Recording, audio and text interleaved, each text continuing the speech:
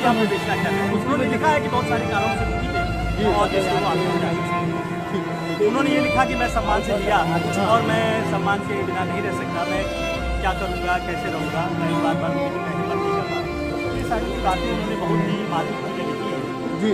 लेकिन इस परेशानी की घड़ी में, दुखद घड़ी में इतने बड़े संत थे और पूरे प्रयाग के शान थे, जिला परिषद के अध्यक्ष थे, इसलिए उनको इसको अपनी गलती किसी को सौंपने की बात नहीं। और अभी लेटर फोरेंसिक जांच के बाद ही हम रिलीज़ करेंगे, क्योंकि किसने लिखा है, क्या लिखा है, अभी हम फोरेंसिक उसकी कर रहे हैं। लेकिन जो लिखा है उसको लोग पहचान रहे हैं कि वो सर कमरा अंदर से बंद था या खुला? अंदर से बंद था, तोड़ा गया कमरे को।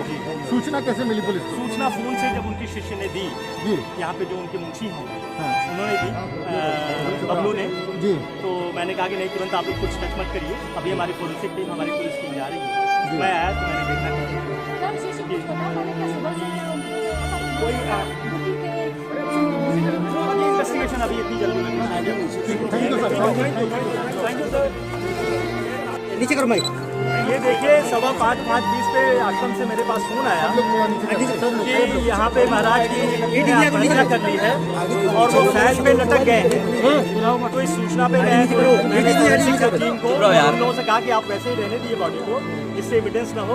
मैं फोरेंसिक टीम को, पुलिस टीम को भेज रहा हूँ और आने के बाद जब किया गया तो महाराज की डेथ हो गई थी और जो रस्सी थी उसको भी हम लोगों ने फैन से जिससे उतारा गया था और उनका हम लोग पंचायतनामा और पोस्टमार्टम करेंगे। तब तक मैं यही कहूँगा कि सब लोग हमें फोरेंसिक टीम को हमें काम करने दें और प्रथम दृष्टया की आत्महत्या लग रही है और उनके जो सुसाइड नोट मिले हैं उसकी फोरेंसिक जाँच हो रही है और उन्होंने पूरी बात अपनी वसीयत की तरह की बातें लिखी हैं और काफ़ी मार्मिक लोग हैं जो अपनी मृत्यु का कारण आपको क्या करना पड़ेगा। किस बात से दुखी? अब उनको आश्रम में अपने कुछ लोगों से उसके बारे में लिखा है, लेकिन वो अभी फोरेंसिक जांच का विषय है, उसके बाद हम आपको बताएंगे। आनंदगिरी का भी नाम है आश्रम के बारे में कि किसको उन्होंने क्या दुकान, किसको क्या संपत्ति दी, ये सारी बातें उन्होंने लिखी हैं। उन्होंने ये भी लिखा है कि मैंने एक पैसा भी इधर उधर नहीं मैंने किया। मैं जब से आया तब से मैंने आश्रम को ऊँचा किया, जिससे जो भी हमें मिलता था उससे हमने उसको विकास किया और मैं अपने सम्मान से लिखा हूँ। मैंने सम्मान के लिए चेक करिए ये लिखा है उन्होंने, लेकिन अभी फोरेंसिक किया, अभी मैं इन्वेस्टिगेशन का बात है, अभी हम उसके बारे में विवेचना के बारे में, उत्तराधिकारी के बारे में नहीं, लेकिन उन्होंने किसी के बारे में लिखा है।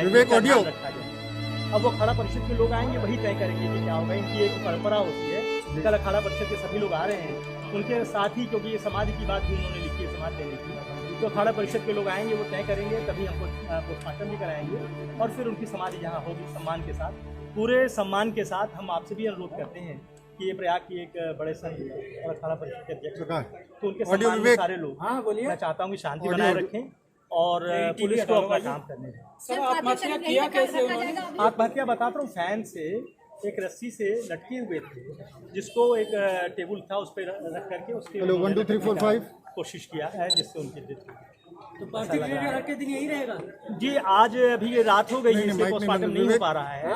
सुबह हम लोग उसकी लीगल कार्रवाई, लेकिन तब तक हम फोरेंसिक जांचें सब कर रहे हैं और पोस्टमार्टम के बाद और हमारे कई लोग सही है विवेक, सही है, चलने दीजिए। नहीं, हत्या की बात प्रथम दृष्टया नहीं लग रही, लेकिन पोस्टमार्टम के बाद ही और विवेचना पूरी होने के बाद ही हम कोई ऑथेंटिक बयान आपको दें। अभी इन्वेस्टिगेशन चल रहा है।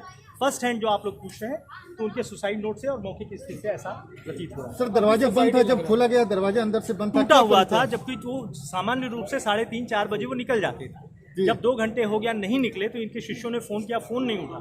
फिर उन लोगों ने दरवाजा खटखटाया, फिर भी नहीं, क्योंकि एक फोन पे उठ जाते थे। दिन में वो थोड़ी देर आराम करते थे, 11:30-12 बजे अपने शिष्यों के साथ खाना खा के आराम करते थे और 3-3:30 बजे वो लोग आते थे, वो 4 बजे झुक जाते हैं। तो उनका ये रूटीन था। जब रूटीन नहीं हुआ 1.5-2 घंटे, तो उन लोगों ने किया, फिर उन्होंने जब नहीं हुआ तो उन्होंने दरवाजे को तोड़ा पैर से मार करके, तो देखे कि वो लटके हुए थे। फिर उन्होंने तत्काल फोन किया, उस बॉडी को रोका, फिर आकर के हम लोग कार्रवाई कर। सब हालात से दुखी होकर उन्होंने आत्महत्या की। हाँ, अपने डिप्रेशन में वो ये इस बात को रह रहे थे कि वो दुखी थे। सर किस तरह कोई संकेत दिया, किस तरह के हालात थे जो आत्महत्या के लिए मजबूर हुए? वो अपने सम्मान को लेकर के कि मैं इतने सम्मान से रहा हूँ, मेरा कोई अपमान करेगा तो मैं शायद उसको बर्दाश्त नहीं हिंट है कोई किसने? आनंदगिरी की तरफ इशारा किया उन्होंने। अभी अपने ही शिष्यों के बारे में कहा, आप लोग समझ रहे हैं, आप लोग यहीं के रहने वाले हैं, तो इन चीजों कोई लिखा था कि नाम लेटर में कोई नाम लिखा हुआ था? उन्होंने नाम लिखे हैं। कितने पन्ने का सुसाइड नोट है सर? 6-7 पेज का, 8 पेज का। यानी काफी पहले विस्तार से उन्होंने पहले से तैयारी करके उन्होंने ये लग रहा है कि वो काफी व्यथित थे। हैंड रिटन है कि टाइप? हाँ, हैंड रिटन है। सर जिनका नाम मेंशन है, आप नाम नहीं बता रहे हैं क्या, लेकिन वो लोग यहीं इसी लोकेशन पे हैं, कहीं आसपास हैं क्या, वो साथ इसी अब इन्वेस्टिगेशन करने दीजिए, हम हर चीज अभी नहीं बता सकते। सुनने में आया है कि आगे साहब आप बता रहे हाँ वो हम लोग कह रहे हैं बाहर जाने के लिए, बाबा हम कोई अंदर नहीं जाएंगे प्लीज।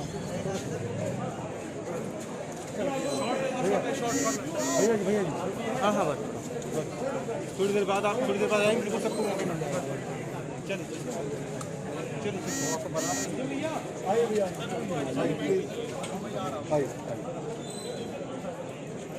देखिए अब आगे बहुत बढ़िया भाई प्लीज।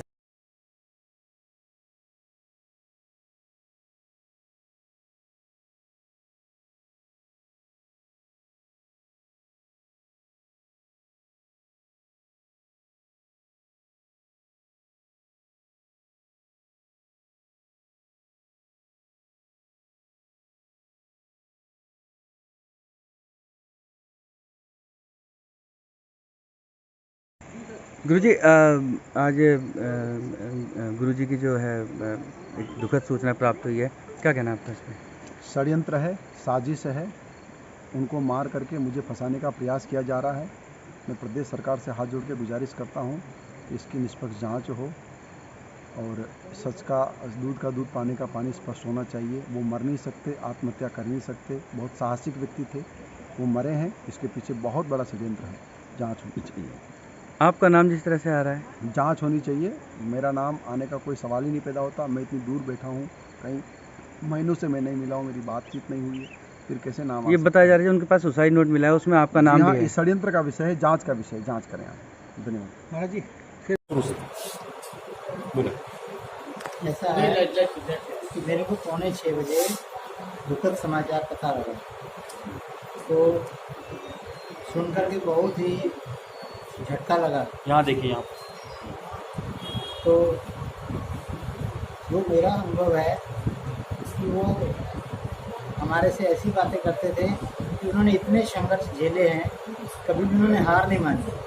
जो हार नहीं कभी मानता तो ऐसा काम नहीं कर सकता। ये संदेह के है लग रहा है वो ऐसा काम कर नहीं सकते। हमको तो बहुत गहरा झटका लगा है, क्योंकि हम उपाध्यक्ष हैं, उनके साथ रहे हैं, मन की व्यथा बताते रहते थे अपने, मगर ऐसा काम उन्होंने कभी सोचा भी नहीं होगा। पिछली बार मुलाकात कब हुई? इससे पहले मुलाकात हुई कब हुई? अभी 4-5 दिन पहले हुई थी, फोन करते और रोज ही होती थी हमारी बात।